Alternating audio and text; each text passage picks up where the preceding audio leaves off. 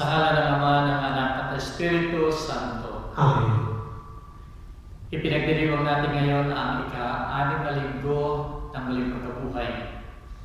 At ay inaanyayahan ng ating Panginoon na kung nais nating mahalin siya, dapat sundin natin ang kanyang kautusan. Sumayin niyo ang Panginoon. At sumayo rin. Ang pagbasa sa Banal na Ebanghelyo ayon kay Juan. Luwalhati sa iyo, Panginoon. Kung iniibig ninyo ako, tutuparin ninyo ang aking mga utos.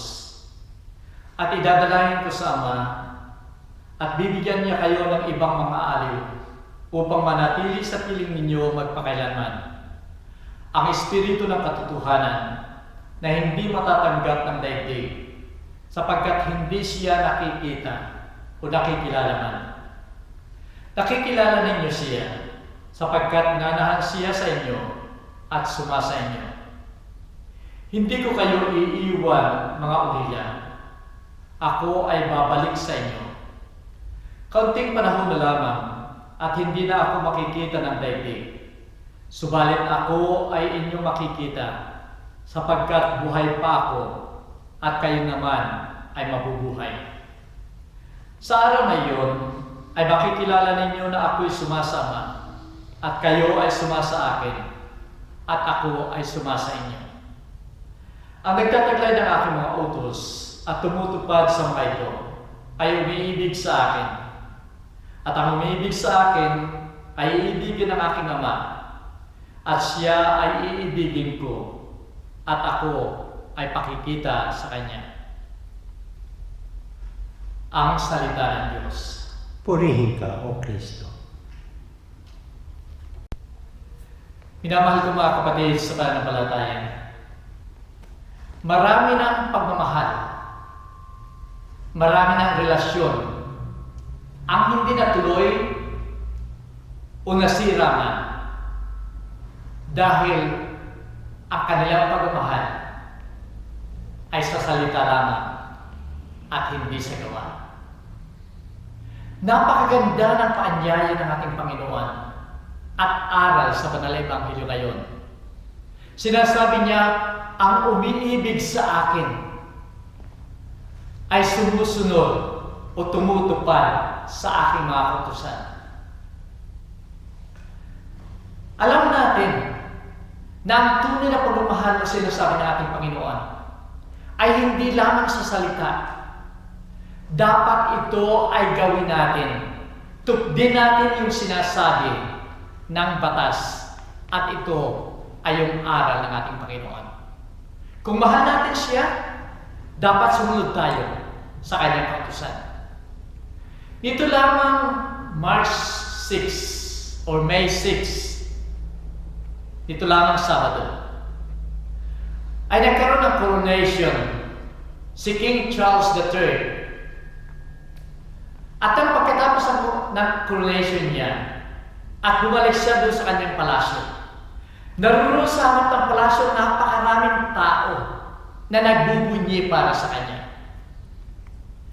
Minamahal ko mga kapatid, meron din isang hari na mayroong sakit siya sa puso at nangangailangan siya ng heart transplant. Nang mapakinggan ito ng lahat ng mga tao sa kanyang kaharian, ay nagpuntahan lahat ito doon sa harap ng palasyo ng hari. At sinasabi nila lahat, sumisigaw sila, "Take my heart, my king. Kunin mo ang aking puso o aking hari." Lahat sila ay sumisigaw. Lahat sila ay nag-aalay ng kalang puso upang magkaroon ng bagong puso yung hari at siya'y patuloy na kabuhay. Nakita ito ng hari at dahil dito nabigyan siya ng inspirasyon na magpatuloy at lumakas yung kanyang paghahangad na siya ay mabuhay pa.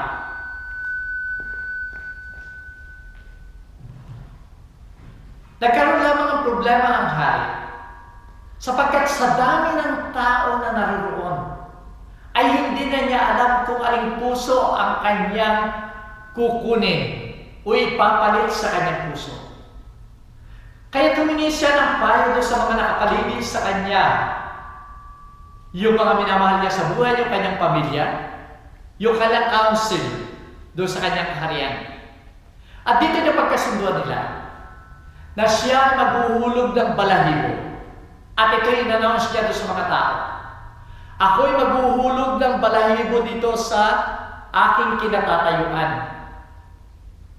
At kung sino man ang madapuan ng balahibong yan, ay siya ang kukunin kong puso upang ipalit sa aking puso. Kaya namihulog nung hari yung balahibo. Matagal pa nagpaikot-ikot doon dahil mataas yung palasyo. Hanggang lumalapit, bumababa doon sa mga tao, ang mga tao nagsisigawan pa rin. Take my heart, my king. Ito ang panawagan nila doon sa kanang hari. Subalit yung balahibong yan habang bumababa.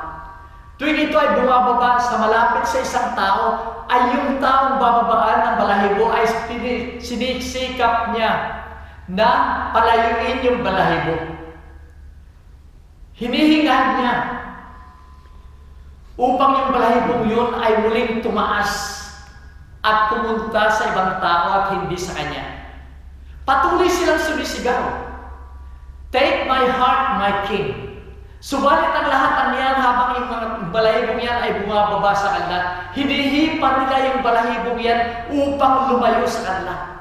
Palayo ng palayo yung balahibo at walang pinapatakan yung balahibo.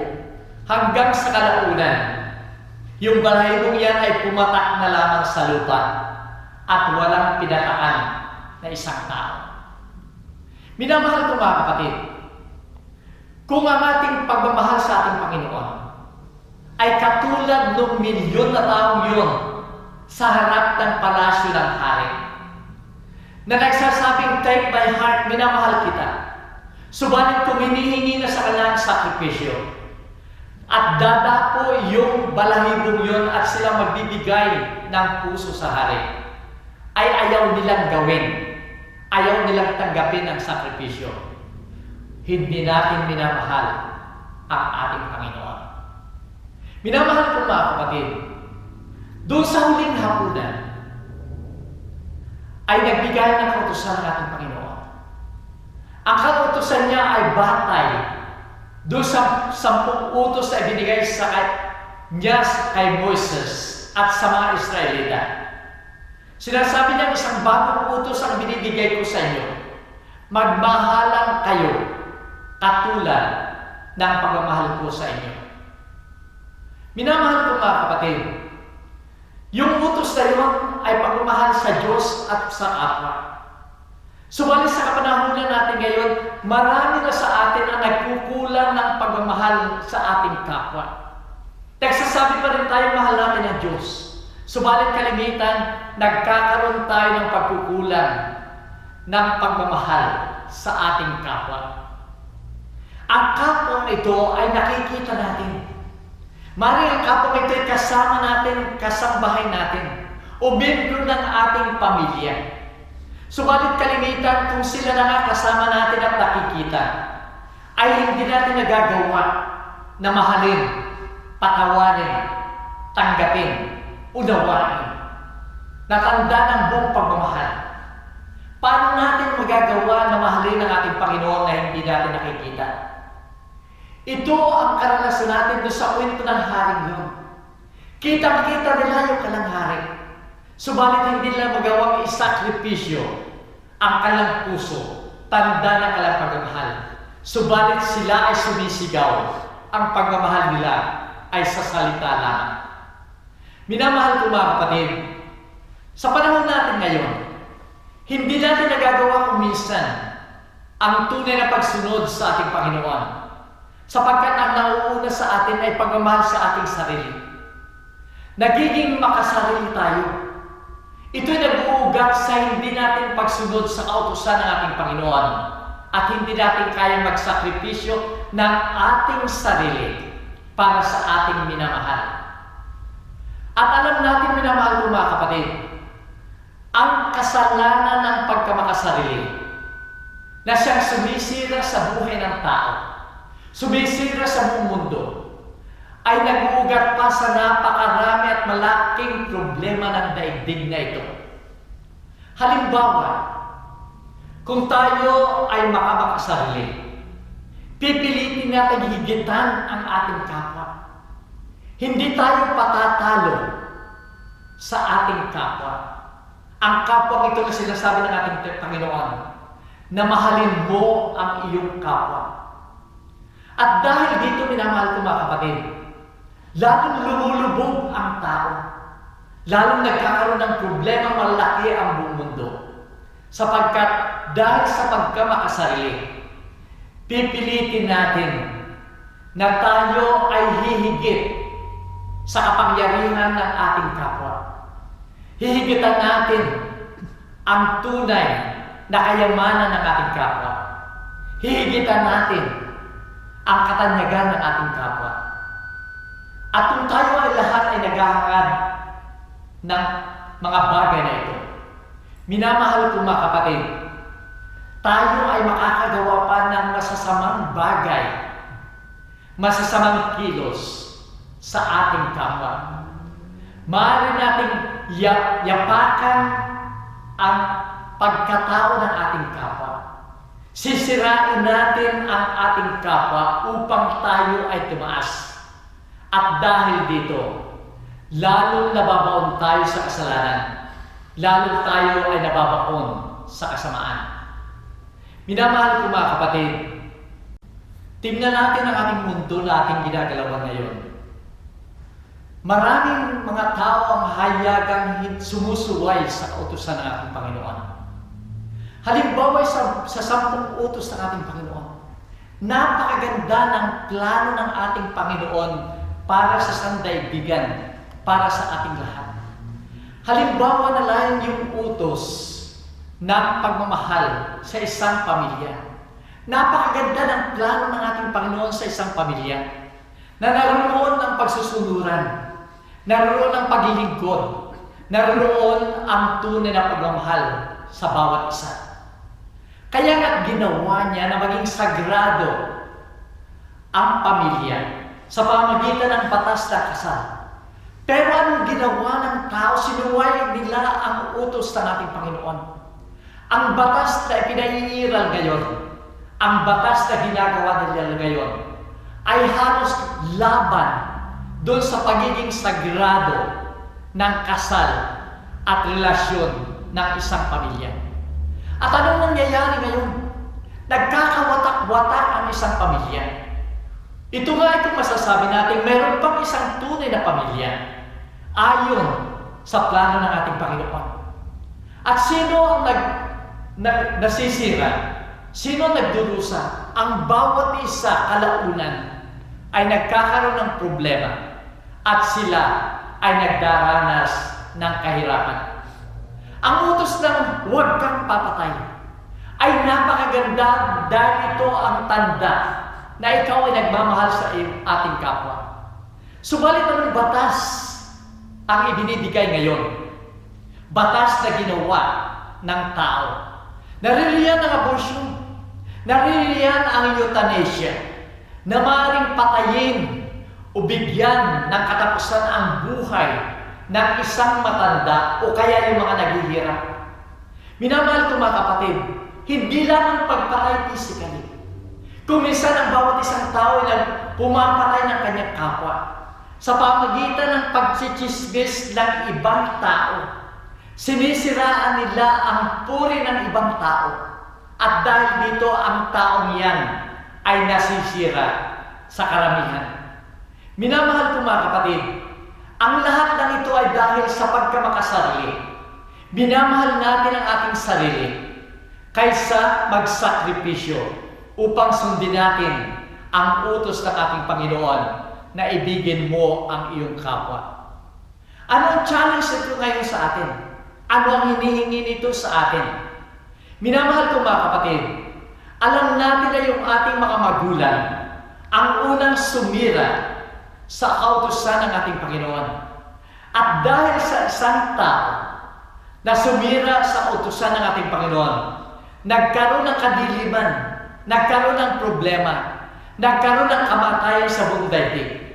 Subalit sa pamagitan din ng isang tao, isang Diyos, ang ating Panginoon, na pumarito sa daigdig at tinupad niya ang lahat ng utos ng kanyang Ama.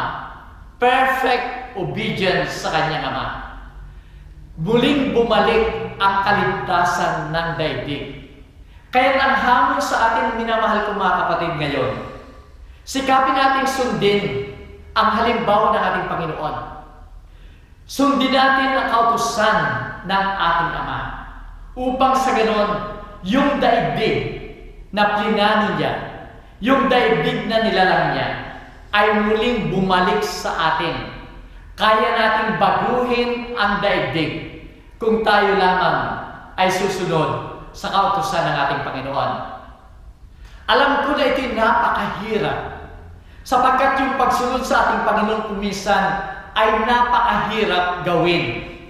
Sapagkat kung nakikita natin yung ibang tao na hindi sumusunod sa kautusan ng ating Panginoon ay para bang sila pa ang pinupuri ng madla, pinupuri ng mga tao na para bang tama yung kanilang ginawa. At yung mga tao na sumusunod tunay sa tunay na utos ng ating Panginoon ay para bang sila pa ang nagkakasala, sila ang tinutuligsa, sila ang sinisiraan ng ibang tao. Kaya napakahirap gawin ito. Kahit ipinangako ng ating Panginoon sa banal na Ebanghelyo ngayon na ipapadala niya yung katotohanan, yung espiritu ng katotohanan na yon, na siyang magbibigay ng lakas sa atin, magbibigay ng inspirasyon sa atin upang magampanan natin ang misyong ito ng pagsunod sa kautusan ng ating Panginoon. Sana minamahal ko mga kapatid, ito ang maging inspirasyon sa atin.